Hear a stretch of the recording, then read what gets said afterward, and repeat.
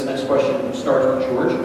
How do you feel about outsourcing to the private sector some of the duties or work that's performed by township staff? This is something I've been working on for about 4 years. Actually started with Mr. Alvarez. Still here. He was here earlier as former trustee. We currently outsource multiple services. We outsource legal services. We outsource payroll. We outsource some of our road and maintenance services.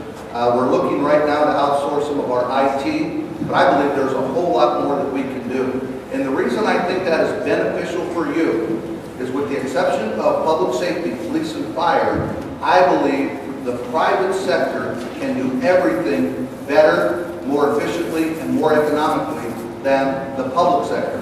Because the public sector doesn't understand, nor do they have any comprehension of the profit motive. And it really is a pure motive. It's a motive that has made America the greatest country in the world, the envy of everyone. So I am all for looking at exploring the potential of outsourcing everything except public safety, police, fire, and EMS.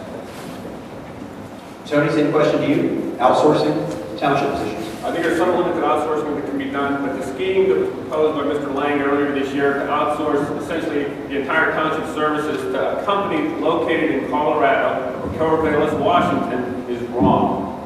Think of it. We're going to spend millions of dollars of Westchester taxpayer money, send it to Corvallis, Washington, and they're going to come back here and hire people to maintain the township. I think it's ludicrous on its face.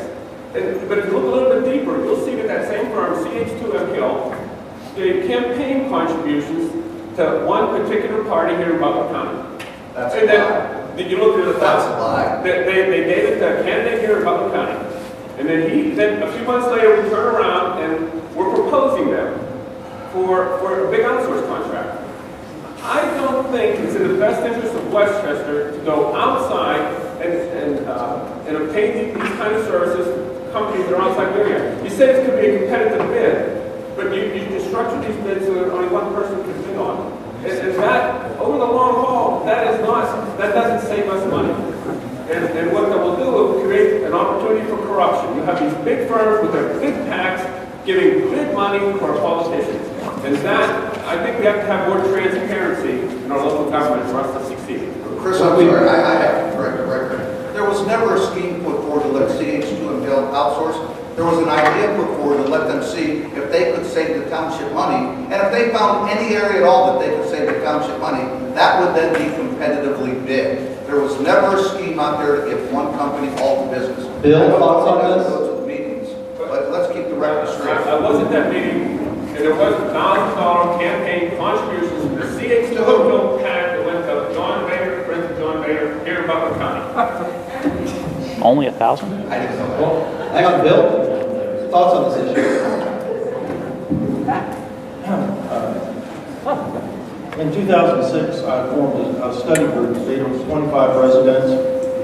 We spent, probably one of them, we spent 6 months and we met for thousands of hours on Wednesdays and Thursday nights. And our focus was on determining for the citizens of Westchester, is it possible to reduce our property taxes without